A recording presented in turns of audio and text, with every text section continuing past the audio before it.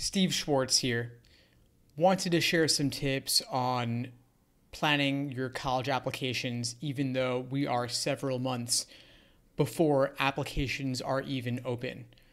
Whether you have an SAT and ACT score or not, it's not too early to start thinking about which schools you're going to want to apply to. Here's how you do it. You take your GPA so far and your projected standardized test score, and you plug them into the online calculators and you see where you are a viable candidate. Then you want to break down your schools into three different categories: safety schools, target schools, and reach schools.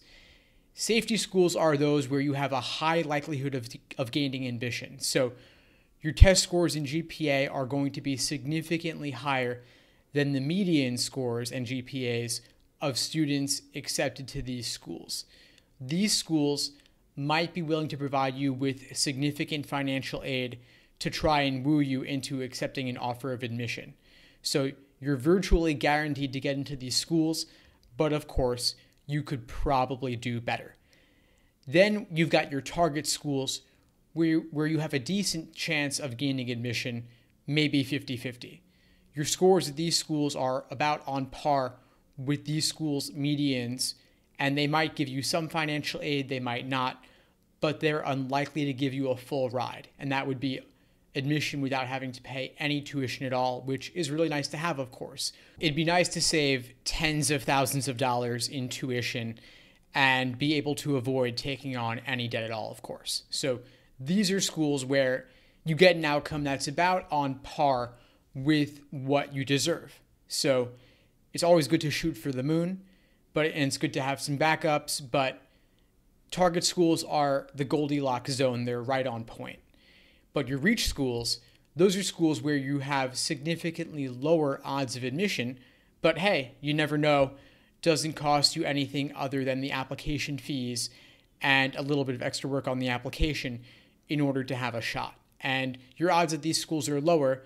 Maybe you've got 20% odds, maybe 10% odds, but it never hurts to try. And your Ivy League schools, your UChicago, your Caltech, your Stanford, those are all typically reach schools for pretty much anybody. But if you apply to 10 schools like this and maybe get into one or two, well, your diploma is worth just the same. So there's no reason not to give it a shot. And that's where extra effort in your applications, that's where extra effort in your essays in particular is well worth it.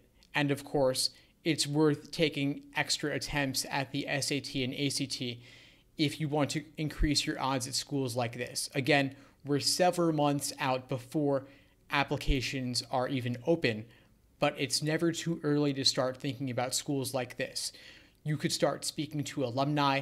You could start visiting these schools just to have it documented on your record that you did visit. You could even try to schedule meetings with admission officers if you visit the campus, or try to at least schedule a phone call or two. These are all things that do go into your file, and they're valuable to do.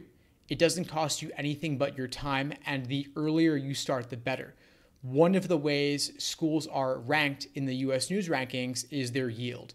How many admitted students choose to go to this school? And demonstrated interest on your part is a way to give them confidence that you will likely choose their school if you are accepted. So while applications are not yet open, during February break, during spring break, during the summer, you can start making these demonstrations of interest to show schools that you really do care. Anyway, that's all for now. Please feel free to reach out if you have any questions or you need anything at all. Again, Steve Schwartz. You can reach me at steve@collegeadmissionstoolbox.com. Thanks for listening. All the best, and take care.